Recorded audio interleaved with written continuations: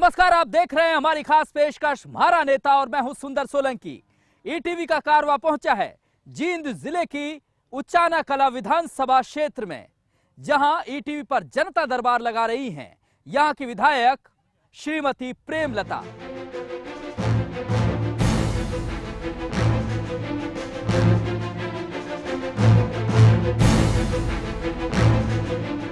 जी हां, उचाना कला विधानसभा क्षेत्र के बाबत आपको बता दें, लगभग 1,86,000 मतदाता यहां हैं। जाट बहुल ये सीट मानी जाती है और सबसे बड़ी बात, यहां की खासियत की बात करें तो कपास और धान की खेती के लिए ये इलाका पूरे देश भर में मशहूर है। लेकिन अफसोस की बात यह है कि कपास की मंडी नहीं है और जो मंडी है वहां तक रास्ता मुश्किल भरा है, सड़कें टूटी हुई हैं। बावजूद इसके अगर बात करें बुनियादी सुविधाओं की बात करें, उससे ये इलाका पूरी तरह से महरूम है। आस्था का केंद्र भी यहाँ है। अलेवा जो इस हलके का बड़ा गांव माना जाता है, बाबा धूने वाले का मंदिर यहाँ है। लाखों लोग इलाके के एक श्रद्धा का केंद्र मानकर यहाँ आते हैं, अपनी मन्नतें मांगते हैं। लेकिन अफसोस की बात यह है कि राजनीति का गढ़ होने के बावजूद इस इलाके में चाहे बिजली की बात करें, चाहे पीने के पानी की बात करें, सिंचाई की बात करें, सड़कों की बात करें, स्वास्थ्य सेवाओं की बात करें, बुरा हाल है।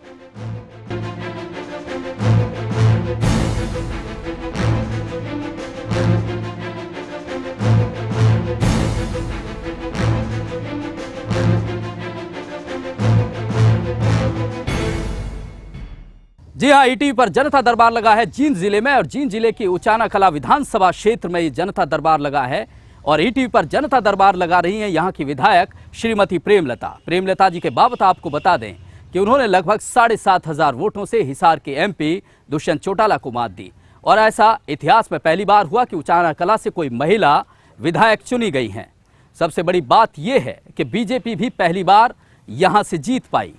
इसके अलावा चौधरी बीरेंद्र सिंह जो प्रदेश के ही नहीं देश के कद्दावर नेता हैं, यूनियन कैबिनेट मिनिस्टर हैं, उनकी धर्मपत्नी हैं।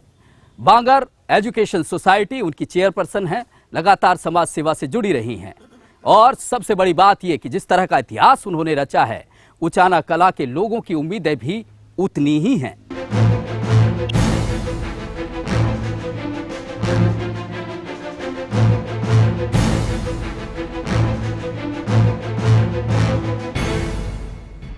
ईटीवी पर जनता दरबार लगा हुआ है। उचाना कला विधानसभा में हम हैं और श्रीमती प्रेमलता जी ये जनता दरबार लगा रही हैं। मैडम, स्वागत है आपका। पहला सवाल यही है कि जिस तरह का इतिहास यहाँ के लोगों ने आपको वोट देकर रचा है, क्या ऐसे में जो 10 महीने के करीब आपकी सरकार हो गई है, ऊपर भी आपकी सरकार है, यहाँ के लोगों को क्या मिला है, यहाँ के लोगों को आपने क्या दिया है? ये आप जनता से पूछ लीजिए। किस तरह की, चाहे बात करें सड़कों की बात करें, चाहे बात करें हेल्थ की बात करें, किस किस तरह की योजनाएं आप लाई हैं या किस तरह की घोषणाएं यहाँ हुई हैं? देखिए, 12 अप्रैल को हमने हमारे प्रदेश के मुख्यमंत्री को बुलाया था यहाँ पे और उसके आगे उनके आगे हमने अपनी डिमांड्स रखी थी, जिसमें उन्होंने 22 डिमांडें हमारे मानी हैं और उन सब पे ही हमारा काम शुरू हो गया है। कुछ फॉर्मेलिटीज़ होती है जो कंप्लीट करनी पड़ती हैं, जैसे एडमिनिस्ट्रेटिव अप्रूवल होती है, वो होती है। उसके बाद फिर एक और इकोनॉमिक अप्रूवल होती है, वो हमारी हो चुकी हैं और हमारा जल्दी काम शुरू हो जाएगा। और जहाँ तक ये अलेवा जहाँ मैं बैठी हूँ उसकी मैं बात करूँ, एक बहुत पुरानी डिमांड थी इनकी, एक सड़क की जो अलेवा से वाया शामदो थुआ होते हुए वाया शामदो जानी थी। 13 किलोमीटर की सड़क है वो, और ये कई साल की डिमांड थी इनकी, तो वो हमारी मंजूर हो गई है। उसके लिए हमने 4,68,00,000 रुपये मंजूर करा लिए हैं और टेंडर भी उसके हो चुके हैं। अगर आचार संहिता नहीं लगी तो अगले 10 दिन में काम भी शुरू हो जाएगा। तो ये बहुत पुरानी डिमांड थी। हम जब ये हमारे हल्के में भी नहीं था उस टाइम, ये राजवान में पड़ता था, तब से इनकी डिमांड थी। और दूसरा, जब हमारा विधानसभा का सेशन था तो मैंने एक लड़कियों के कॉलेज की डिमांड करी थी और हॉस्टल की डिमांड करी, वो भी हमारी मंजूर हो गई है। तो अलेवा में के आसपास 30-30 किलोमीटर तक कोई लड़कियों का कॉलेज नहीं है, तो वो भी हमारी डिमांड मंजूर हो गई है। और जहाँ तक पानी की बात है, पानी के लिए हमारी बहुत पुरजोर कोशिश है कि जो गांव में जो गंदा पानी पीने को मिलता है या आर्सेनिक वाटर जिसको बोलते हैं, जिसमें कैंसर कंटेंट हैं, उनके लिए भी हमारी परियोजनाएं हैं। और जहाँ तक उचाना की बात है, वहाँ पे भी हमने 6 तो हमारे ये 33 केवी स्टेशन मंजूर हुए हैं, उन पे भी अगले 1-1.5 महीने में काम शुरू हो जाएगा। नहीं, आपने शिक्षा की बात की कि जिस तरह से ये गर्ल्स कॉलेज की आप बात कर रहे हैं, अच्छी बात है। आप बात कर रहे हैं, आप सड़कों को लेकर आप संजीदा हैं, और चाहे स्वास्थ्य की बात करें, वो क्या स्थिति है? जहाँ तक स्वास्थ्य की बात है, उचाना में हमारा 50 बेड हॉस्पिटल है, उसको हमने अपग्रेड करवाया है। उसके लिए भी मैं हमारे स्वास्थ्य मंत्री को मिली थी और उन्होंने कहा कि जितना बेड का आप चाहते हो हम उचाना में बना देंगे। तो उसके बाद हमने पीएचसी और सीएचसी का भी अपग्रेड के लिए बोला हुआ है। नगूरम में अपग्रेड होएगा, वो अलेवा में अपग्रेड होएगा, और तो ये 3 तो हॉस्पिटल हमारे बन जाएंगे। लेकिन मैं सिर्फ उचाने की बात नहीं करती, मैं पूरे जींद जिले की बात करना चाहती हूँ। मैं विस साहब से मिली थी, उन्होंने फिर जींद का हॉस्पिटल भी उन्होंने आके देखा था और बहुत बुरी हालत में था ये। लेकिन क्योंकि हम बहुत पिछड़े हुए हैं, जहाँ तक शिक्षा की बात है, स्वास्थ्य की बात है, विकास की बात है, जींद जिला बहुत पिछड़ा हुआ है। तो मेरी कोशिश तो ये है कि पिछली सरकार ये में बड़ी भी, बात कही आपने। हाँ हाँ, अमूमन फरीदाबाद की बात होगी, गुड़गांव की बात होगी, अब करनाल की होने लगी है, लेकिन जो जींद जो एक हरियाणा का एक दिल भी हो सकता है, सियासत यहाँ से लंबे समय से चलती रही, लेकिन पिछड़ा हुआ, अनदेखी का शिकार लगातार होता रहा, सरकार बदलती रही। इसके लिए क्या कुछ रणनीति है आपकी? आप मानती तो हैं कि इसके साथ भेदभाव हो रहा है जींद के मतलब हमारे साथ तो भेदभाव पिछले 15 साल से हो रहा है। देखिए, मैं आपको सच्ची बात बताऊं, नरवाना से ओम प्रकाश चौटाला जी एमएलए बने थे और वहाँ से उसके बाद मुख्यमंत्री बने। यहाँ के लोगों को याद ही नहीं कि वो मुख्यमंत्री भी थे नरवाना से। उन्होंने कोई काम नहीं होने दिया 5 साल में। उसके बाद 10 साल तक मुख्यमंत्री रहे भूपेंद्र सिंह हुड्डा, और पिछली सरकार में तो ओम प्रकाश चौटाला खुद एमएलए थे, तब हमारा कोई काम नहीं हुआ। तो जैसे कहते हैं कि जानबूझ के हम लोग को पीछे रखा गया है। तो हमारी तो अब यही कोशिश है कि जब भी मैं किसी मंत्री को मिलती हूँ या मैं मुख्यमंत्री से बात करती हूँ, उनको मैं एक ही चीज़ कहती हूँ कि आप जींद की तरफ देखिए। आज भी चौटाला के पास 3 सीट हैं जींद जिले में। अगर हम यहाँ पे काम करवाएंगे, चाहे मैं जींद जिले की बात कर रही हूँ, जिसमें जुलाना भी आ गया, उचाना आ गया, जींद आ गई, सफीदो आ गया, नरवाना आ गया। अगर यहाँ पे विकास के कार्य समान रूप से होंगे तो अगले जब इलेक्शन में हम लोगों के बीच में जाएंगे तो यही कहेंगे ना कि बीजेपी की सरकार ने काम करे हैं। तो इसलिए मेरा फोकस तो पूरे जींद जिले में है। और क्योंकि मैं उचाना से विधायक हूँ और पहली बार महिला विधायक बनी है, पहली बार जींद जिले में 3 महिलाओं को टिकट मिली थी। वो अलग बात है कि सिर्फ मैं ही जीत पाई, लेकिन जो हमारे को समर्थन दिया है उसमें युवाओं का बहुत बड़ा योगदान है। जी, युवाओं की बात की, आपका ज़्यादातर जो एरिया है गांव का एरिया पड़ता है, लोगों के लिए, खासकर युवाओं के लिए रोजगार की बड़ी दिक्कत है। उसके लिए क्या कुछ योजना है आपके पास?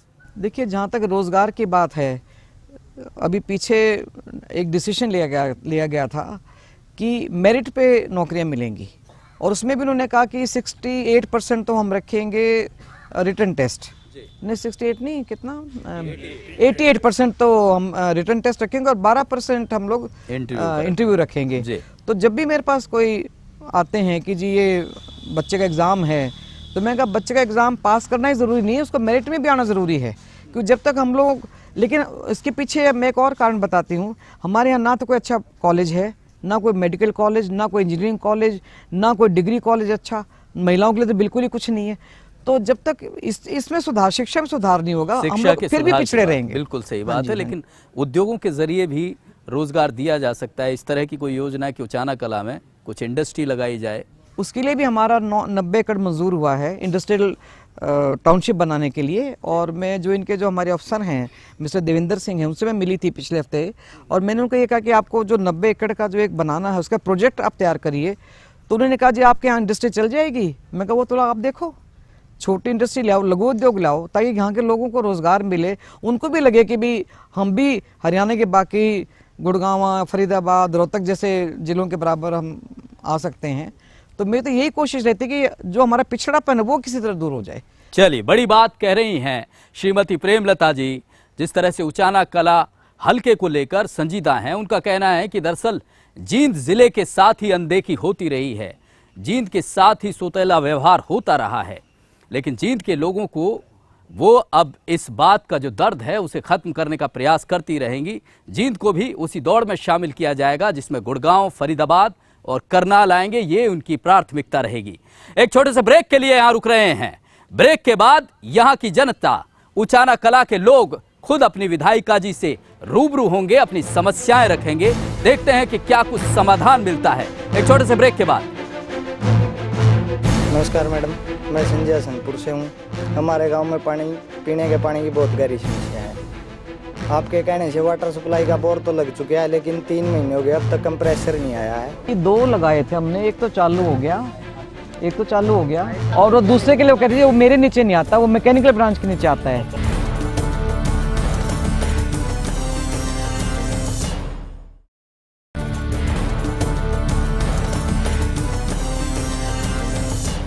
ब्रेक के बाद स्वागत है आपका। ईटीवी पर जनता दरबार लगा है। उचाना कला विधानसभा में हम हैं और यहाँ की विधायक श्रीमती प्रेमलता जनता दरबार लगा रही हैं, अपनी जनता से रूबरू हैं, यहाँ की समस्याएं जान लेते हैं। जी रखिए अपनी बात। हाँ जी, मेरा गांव जी कटोल है और मैं 2 साल पहले कांग्रेस के टाइम में और इसकी जो गरीबा के बड्डे थे जी, खाड़े खुदे थे, तो उनके पैसे बदल मैं सुल्तान सेक्रेटरी पे, बीडीओ पे जी, पंचायत अफसर पे, एडीसी पे, डीसी लग जा लिया, मेरी कोई सुनाई नहीं हुई। चलिए मैडम से जवाब ले लेते हैं। मैडम, ये इस तरह की स्थिति है। मनरेगा में जिन लोगों ने काम किया था उनको पैसा नहीं मिला है। 2 साल से ये शख्स कोशिश कर रहे हैं। जी क्या कहेंगे? देखिए, जहाँ तक इनकी बात है, ये 2 साल पुरानी बात कर रहे हैं। हमारे सरकार को तो बने अभी 1 साल भी नहीं हुआ। तो ये तो कांग्रेस का जब राज था तब की बात करिए, तो दुखी तो कांग्रेस पार्टी से हैं, लेकिन हाँ, हम इनकी समस्या का पूरा समाधान करेंगे। ये जो सरकार हमारी बनी है बहुत नेक इरादे के साथ ही बनी है। इसमें ईमानदारी, पारदर्शिता, हर चीज़ का ध्यान रखा जाएगा। और जहाँ तक घोटालों की बात कर रहे हैं, चक्कर लगा रहे हैं लेकिन सुनवाई नहीं हो रही है, इनका कहना ये है। नहीं, जो ये बात कह रहे हैं कि मैंने कहा ना कि 2 साल का उन्होंने जिक्र किया ना, वो 2 साल पहले तो मैं तो एमएलए बने को मेरे को तो साढ़े 10 महीने हुए।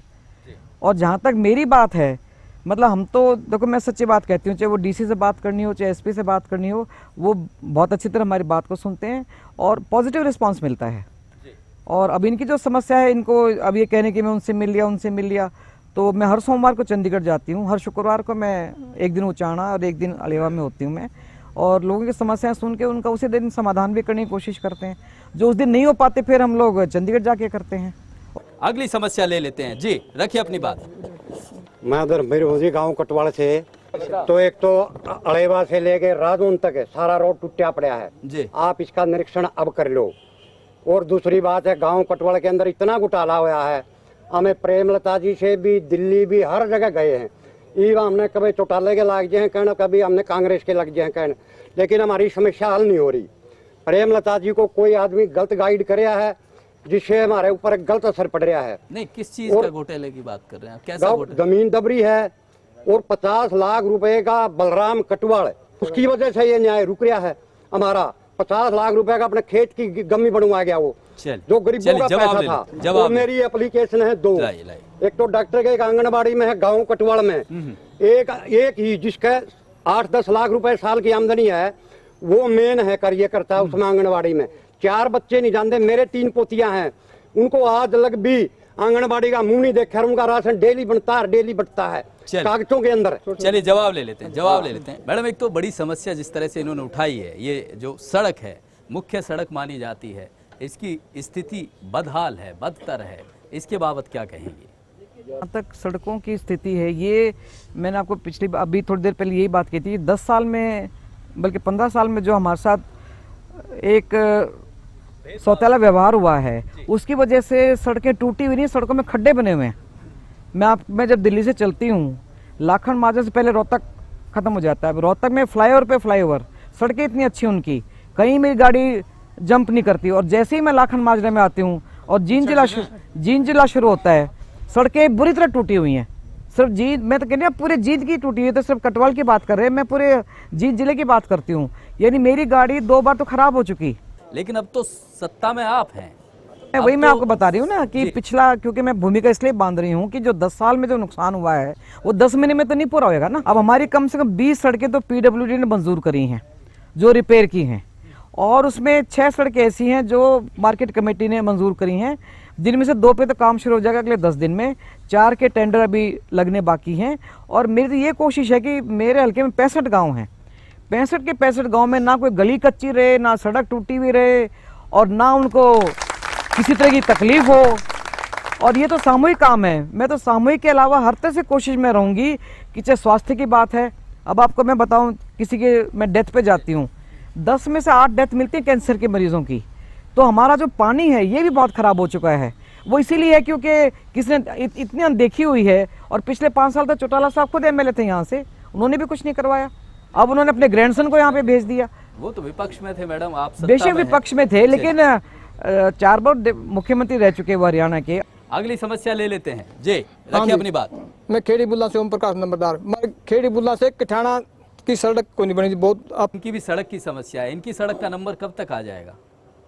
तो ये तो असल में ये सारी जो प्रायोरिटी जो है, ये लोग हम लोग चेक करते हैं कि किस गांव में समस्या ज़्यादा है, किसका काम पहले होना चाहिए, किसका बाद में होना चाहिए। लेकिन अभी तो सरकार को बनी कोई 1 साल भी नहीं हुआ, 5 साल के लिए मैं एमएलए बनी हूँ। 5 साल बाद इनसे पूछूंगी भी आप बताओ तुम्हारी सड़क ठीक है या टूटी हुई है। तो पिछली सरकार की जो कमियां हैं उनको दूर करने में मैं तो हर हफ्ते अफसरों से मिलती हूँ, एक दिन तो सिर्फ इसी बात को लेके कि जी हमारा जो काम चीफ मिनिस्टर ने मंजूर किया था उसमें क्या प्रोग्रेस है। इनके गांव की सड़क का नंबर कब तक आ जाएगा, क्या उम्मीद करें? अब इनकी देखिए गांव के सड़क का इस जो मेरे पास जो लिस्ट है इसमें तो इनका गांव इसमें इनके गांव का नाम नहीं है जी। तो लेकिन अब अगली बार जल्द से जल्द इनके गांव जब के जब सड़क ये का सर्वे असल में ये जो सड़कें हैं ना, ये यानी हो सकता है ये इनसे भी ज्यादा टूटी हुई हों, इसलिए प्रायोरिटी में हमने ये ले ली हूँ। अगली बार इनकी रख लेंगे। चलिए हाँ जी मैडम, ये भरोसा दे रही हैं जनता दरबार में, जिस तरह से गांव वालों ने समस्या रखी है अपनी सड़क की, कि जल्द ही उसको प्राथमिकता पर लिया जाएगा और वो सड़क को बनवाया जाएगा। अगली समस्या ले लेते हैं। हाँ जी जी, रखिए अपनी बात। मैं अवेराम मास्टर गांव संडील से हूँ। हमारे गांव में सबसे बड़ी समस्या पीने के पानी की है। आधा गांव प्यासा रहता है और चौधरी साहब से भी मीटिंग में 1-2 बार कहा, मुख्यमंत्री महोदय आए थे तब, जब भी लिखवा दे बोला या क्या ना है तो आप ही कर देंगे। मैडम जी से भी 2 बार हमने लिख के दे लिया है। चलिए मैडम से जवाब ले लेते हैं। हमारे मुख्यमंत्री ने 3 जो सीनियर आईएएस ऑफिसर्स हैं उनको डिप्यूट कर रखा है काम अलग अलग। जैसे मैं राकेश गुप्ता जी को मिली थी जो बहुत सीनियर आईएएस ऑफिसर हैं, और उनको मैंने यही कहा, मैंने कहा एक तो मैंने थुआ के लिए सबमर्सिबल लगाने की बात करी थी, एक मैंने संडील के लिए सबमर्सिबल की बात करी थी। उन्होंने उसी टाइम मेरे बैठे बैठे उन्होंने EIC जो इंजीनियर चीफ होते हैं उनको फ़ोन किया कि मेरे सामने मैडम प्रेमलता बैठी हुई हैं, और थुआ और संडील के लिए इन्होंने आर्सेनिक, जो मैंने आपको बताया था आर्सेनिक वाटर है जिससे पानी की पीने के लायक पानी नहीं रहा, पोर्टेबल वाटर नहीं रहा, उसके लिए आपने क्या किया। तो उन्होंने भी आगे ये कहा कि मैं चीफ इंजीनियर से बात करूंगा। फिर उनका फ़ोन आया था मेरे पास कि हम आपको बताना चाहते हैं कि हम यहाँ पे कितनी प्रोग्रेस हम लोगों ने करी है। तो श्रीमती प्रेमलता लगातार अपनी जनता को भरोसा दे रही हैं कि कोई भी समस्या हो उसमें थोड़ा सा वक्त जरूर लग सकता है, लेकिन ऐसा नहीं है कि उस समस्या को लेकर वे गंभीर नहीं है, संजीदा नहीं है। अगली समस्या ले लेते हैं। जी, रखिए अपनी बात। मेरा नाम जोगिंदर सिंह, गांव अड़ेवा और उचाणा, ये मतलब जींद का एक किस्म का दिल है, लेकिन इसमें 2 समस्या मोटी हैं किसानों की। जिस एक बेल्ट में कपास की खेती होती है, एक में धान की। जहाँ कपास की खेती होती है वहाँ नहर के पानी की बड़ी भारी समस्या है, क्योंकि ये टेल होगी सारी। टेल पर पानी जब बारिश का मौसम होता है तो वहाँ के पीछे वाले लोग ज़्यादा प्रयोग कर लेते हैं, आ नहीं पाता। दूसरी बात, अब सरकार चाह रही है धान को, गेहूँ, धान फसल चक्र को बदला जाए। इस डाइवर्सिफिकेशन के लिए यहाँ पर चारा मंडी या कोई सब्जी मंडी भी बनाई जाए, तो ताकि किसानों को उसके नज़दीक उसका सुविधा का लाभ मिल सके। जी मैडम, दोनों ही किसानों से जुड़ी समस्या है। देखिए, जहाँ तक मंडी की बात है, मंडी की भी इनकी डिमांड मंजूर हो चुकी है। मंडी को बड़ा किया जाएगा, और उसके लिए मेरी जो वहाँ CA हैं मिस्टर अनिल मलिक हैं, उनसे मेरी बात हुई थी। उन्होंने कहा जी हम इस पे पूरी तरह गंभीर हैं। अगर उनकी सड़क, उसकी इनकी लाइटें भी टूटी हुई वो भी हम ठीक करेंगे, अगर उनकी फट टूटी उसको भी हम ठीक करेंगे। और इनको शायद पता नहीं है कि अड़ेवा तो वैसे भी मंडी, बड़ी मंडी बनने का मंजूर हो चुका है हमारा। जी, और दूसरी समस्या जो इन्होंने बताई कि सिंचाई के पानी की बड़ी दिक्कत होती है, उसे लेकर क्या किया जाए? असल में सिंचाई के पानी की ये जो बुर्जी बदलने की बात होती है, इस तरह की बहुत सी समस्याएं हमारे सामने हैं, लेकिन अब एक साथ तो सारी समस्याएं दूर नहीं होंगी। अब जैसे मैंने 2 समस्याएं रखी थी, एक तो हमने नया मोगा लगवाना था। मैं खुद धनखड़ जी से मिली थी जो हमारे मंत्री हैं, उन्होंने उसी टाइम अपने ऑफिसर को बुला के कहा कि ये उचाणा से MLA हैं, इनकी समस्या को सुनो। और हमारा बोर, उन्होंने ये कहा जी जब पानी कम हो जाता है नहर में तब हम बोर लगाते हैं। तो एक तो हमारा वो लग जाएगा, बोर लग जाएगा, जिसमें हमारे 4 गाँव को पानी मिलेगा। तो मेरी तो यही कोशिश है, जो भी डिमांड मेरे पास आती हैं, जो भी डिमांड मेरे पास आती है, मैं सारी की सारी या तो काडा में भिजवा देती हूँ, वो मार्केटिंग बोर्ड की वहाँ भिजवा देती हूँ। अब जैसे मार्केटिंग बोर्ड की मैं आपको एक बात बताऊँ, अभी मंडी की बात कर रहे हैं, हमारा जो सेंटर था, सर्कल था, वो कुरुक्षेत्र बैठता था, और यहाँ से कम 100 किलोमीटर पड़ता है कुरुक्षेत्र। जींद वो मैंने हेड चेंज करवा के जींद में ले आई मैं। अब जींद में सर्कल बन गया, जींद में ही एससी बैठेगा, तो जो किसानों की समस्याएं थी वो तो दूर हो गई। अगली समस्या ले लेते हैं जी, रखिए अपनी बात। नमस्कार मैडम, मैं संजय हसनपुर से हूँ। हमारे गांव में पीने के पानी की बहुत गहरी समस्या है। आपके कहने से वाटर सप्लाई का बोर तो लग चुका है, लेकिन 3 महीने हो गए, अब तक कंप्रेसर नहीं आया है। आप इसके लिए टेलीफोन भी कर चुके हैं, लेकिन कोई समाधान नहीं हो रहा जी। अभी आपकी समस्या का समाधान ले लेते हैं। हेलो, हाँ नमस्कार जी, ये हसनपुर से आए हुए हैं। ये कह रहे हैं जी हमारे बोर तो लग गया, ट्यूबवेल भी लग गया, लेकिन उसमें कंप्रेसर की वजह से पानी के अभी तक मतलब शुरू नहीं हुई।